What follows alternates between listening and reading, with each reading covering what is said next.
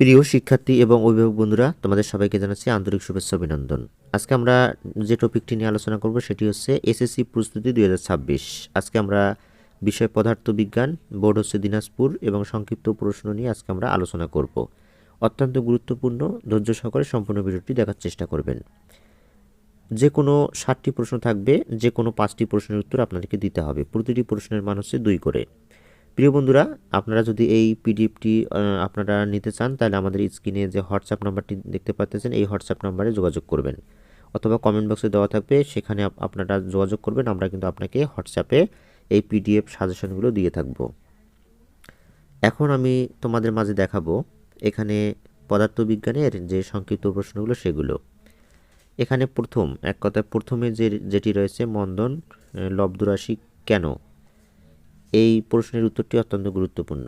আপনারা এখানে দেখতে পারতেছেন। প্রিয় বন্ধুরা, আরও অন্যান্য সাজেশনগুলো যদি আপনারা নিতে চান বা আমাদের হচ্ছে স্বল্প সময়ে অল্প টাকায় যে কোর্সগুলো যদি করতে চান তাহলে অবশ্যই আপনারা আমাদের হোয়াটসঅ্যাপ নাম্বারে যোগাযোগ করবেন। এখানে আমরা ষষ্ঠ থেকে দ্বাদশ শ্রেণী পর্যন্ত সবগুলো ক্লাসগুলো সুন্দরভাবে উপস্থাপন করে থাকি অল্প টাকায় স্বল্প সময়ে। 2 নম্বর, এখানে চলন গতি ও ঘূর্ণন গতির মধ্যে 2টি পার্থক্য লেখো। এই প্রশ্নটা অত্যন্ত গুরুত্বপূর্ণ, মনোযোগ সহকারে এটিও পড়ার চেষ্টা করবেন। তারপরে আমরা 3 নম্বর দেখতে পারতেছি, এখানে জড়তা বলতে কী বোঝায় ব্যাখ্যা করো। এই জড়তা বলতে কী বোঝায় এটি অত্যন্ত গুরুত্বপূর্ণ। আমরা যে টপিকগুলো নিয়ে আলোচনা করব এগুলো কিন্তু সবগুলো গুরুত্বপূর্ণ। 4 নম্বরটি হচ্ছে চলন্ত সিঁড়ি দিয়ে উপরে ওঠা কী ধরনের কাজ ব্যাখ্যা করো। এই প্রশ্নটিও অত্যন্ত গুরুত্বপূর্ণ। 5 নম্বরটি হচ্ছে কম্পাঙ্ক ও পর্যায়কালের মধ্যে সম্পর্ক স্থাপন করো।